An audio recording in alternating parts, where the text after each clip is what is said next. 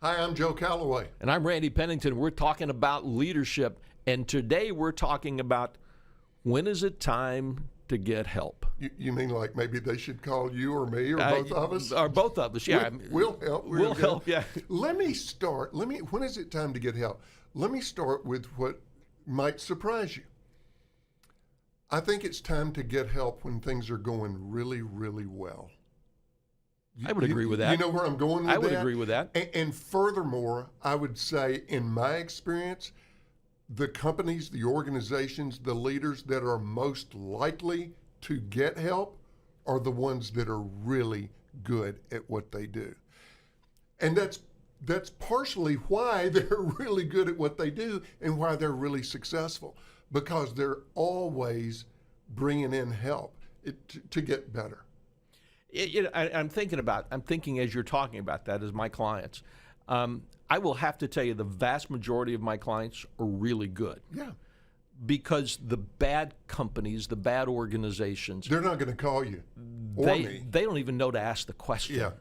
And so I think that's one of the times when you call to get help is when you realize that an outside perspective matters. You know, it's one of my very favorite jokes. You've seen I used it as a slide in a lot of my presentation.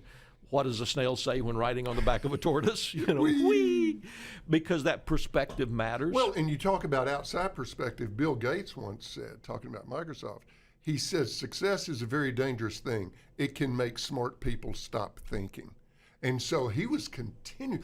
Bill Gates is famous for being a voracious reader. He would take 2 week or however long it was sabbatical retreats and do nothing but read book after book after book. Because Bill Gates, come on, he's looking for help always.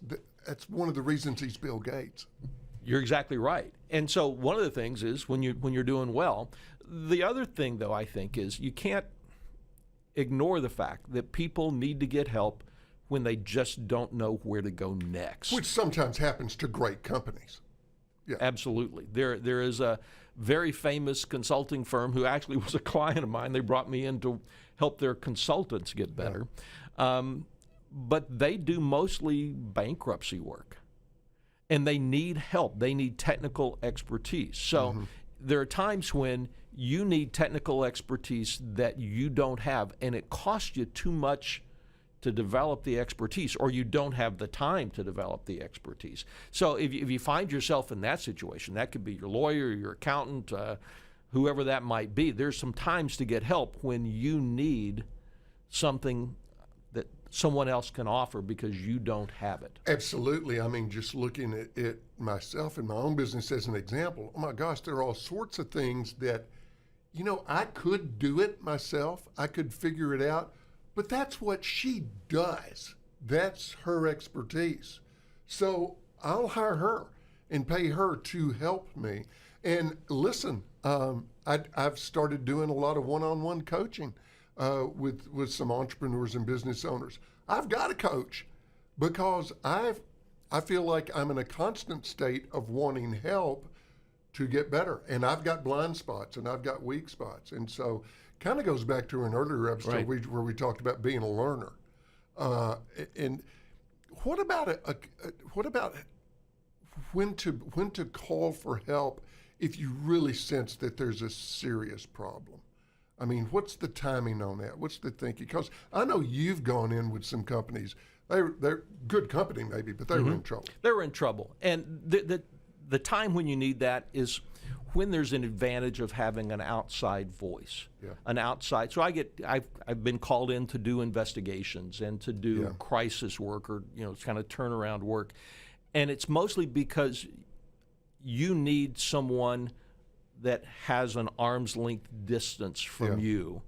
And that's a good time to call somebody. You know what else? I think you talk about perspective. One of the reasons that people call me to do leadership coaching is they simply want an outside perspective that can help them process their own thinking. And doing it with an outside perspective, an outside view, that arm's length view, can be very helpful. I know it's very helpful for me. And it's, I think it's critical. Here's the one thing, though, that I want leaders to remember. It's something I heard somebody told me years ago, and it's that you never ask your accountant or your lawyer to make a business decision for you. Now, here's what he meant by that. Let me bring it back I to know where this. you're going. Is the job of your accountant is to come up with the most financially viable solution. The job of your lawyer is to keep you out of legal trouble. Yep. Sometimes a business decision isn't the most financially viable. Sometimes the best decision, your lawyer's going to look at you and go, man, I wish you wouldn't have said that. Yeah. So I think it's important that you look for help as a leader, whether it's a coach, but understand that there's a difference when looking for help and looking for solutions. And you need to be able to make you need to be able to make those choices. You need to choose help that will help you make the best choice. Yes, you don't, when you bring in help, you don't abdicate your role as the leader. You're still the leader. But I tell you, that outside perspective, that's why I know you read everything, I read everything. And I love it when I read something that I disagree with, but it makes me go, I never thought of it that way. I might have just learned something. And more often than not, it's a matter of perspective. You know, one of the hard parts is that sometimes that outside perspective isn't the most popular. That's for sure. I was reading about Jon Snow. Now, talk about reading. Yeah. You know who Jon Snow was? Snow, he was, I'm thinking economist. No. Jon Snow was a physician in the 1800s. Yeah, the outbreak. The outbreak of cholera. In London, right? In London, yeah. The outbreak of cholera in London. And, you know, all the other physicians went, this guy he's not one of us. Yeah. He's not one of us. He's not somebody that we would know. In fact, one of the things they even said about him is, you know, he doesn't eat meat or fish by choice. He can't be good. That's not good. But, you know, interestingly enough, the Queen sort of went, yeah, but he's got good ideas. He's going to change the way we look at things. And what did he do? It was fantastic. Well, he's the guy that first figured out how to start thinking about the spread of a disease from patient zero, if you will, which we now consider today is just the way it Standard always operating stated. procedure. Back then, nobody thought about it. He was also the guy that said maybe this stuff is spread by mouth, not by whatever they thought it was at the time. And so he challenged conventional thinking. Here's the hard part. Sometimes conventional thinking gives you Jon Snow. Yeah. Challenging that thinking gives you Jon Snow. Right. Sometimes challenging conventional thinking gives you an idiot. Yeah. And so as a leader, when you're looking for help, I mean, one of the things that I would tell people is it's sort of like what's the insurance commercial that we've seen a thing or two? Oh, yeah. Yeah, you know where I'm talking exactly about. Yeah, you know what you're going. talking about, right? I forget the name of it. But I think if you're looking for help, one of the things you might want to look at is somebody who's seen a thing or two, who knows a thing or two because they've seen a thing or two. You know what it goes back to?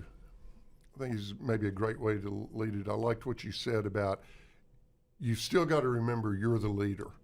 And you're not getting help to make decisions for you, but to help you make informed decisions. And I loved what you said about an idiot.